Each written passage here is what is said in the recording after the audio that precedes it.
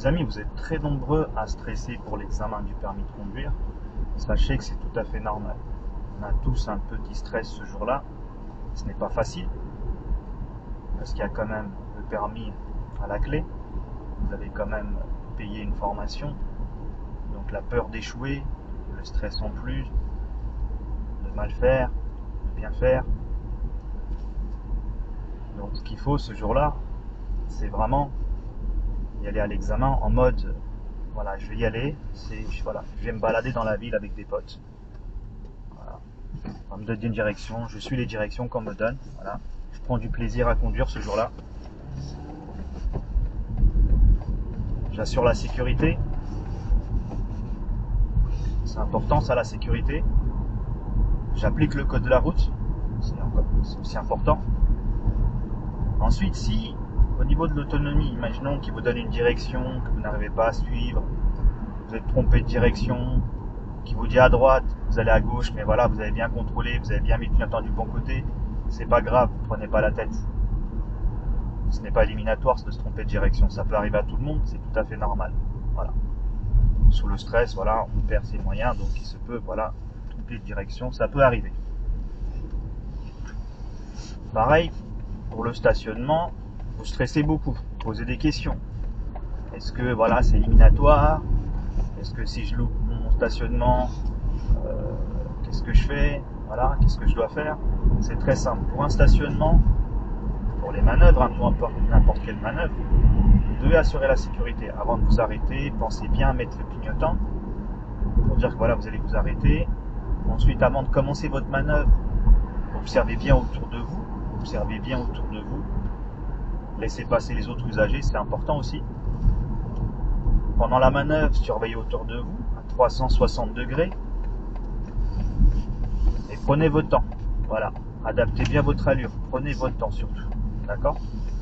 Gérez bien les espacements avec les véhicules. D'accord? Ça c'est important aussi. Parce que souvent les élèves se font ajourner parce qu'ils serrent trop le véhicule à droite ou à gauche. Même pendant le créneau, ils vous laissent voilà, de la place derrière.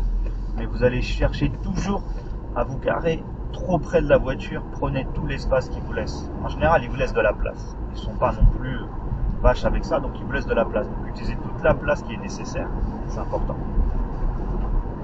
Et ensuite, dernière chose, une fois que vous avez fini la manœuvre, pensez bien à tirer le frein à main, à immobiliser le véhicule. Voilà. Il n'y a rien de difficile, on va dire. À partir du moment où vous avez assuré tous ces points-là, même si vous êtes de travers, même si voilà, vous n'êtes pas forcément dans votre place, voilà, c'est pas grave. D'accord? C'est pas éliminatoire. Ensuite, pareil, si vous faites des remarques ce jour-là en vous disant allez-y, dynamisez un petit peu, prenez des initiatives, par exemple pour un dépassement, s'il y a un dépassement à faire, le placement par exemple, si vous dites est-ce que vous êtes bien placé, voilà, corrigez-vous. Montrez-lui que vous avez compris, montrez que voilà, vous avez compris la chose et que vous allez corriger cette erreur. Ce n'est pas forcément éliminatoire. D'accord? C'est pas parce qu'il vous fait des remarques que c'est éliminatoire. Ensuite, restez bien concentré du début à la fin. Du début à la fin, c'est important. L'examen dure 32 minutes, mais comme tout est compris le temps, l'installation au poste de conduite, les consignes, le remplissage de votre CEPC à la fin.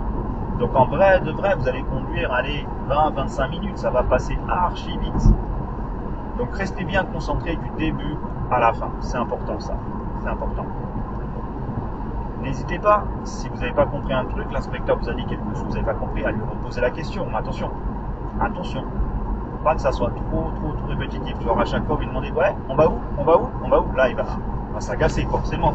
Nous-mêmes, ça nous agace des fois quand vous demandez à chaque fois, on va où? Si on vous dit rien, c'est toujours tout droit. Et même si vous allez tout droit, vous êtes trompé de direction, c'est pas grave. D'accord? Ensuite, pensez bien à préparer votre examen. Les documents nécessaires, la pièce d'identité, votre carnet si c'est nécessaire, tout en votre accompagné. Voilà. Ce jour-là, venez un peu plus tôt aussi.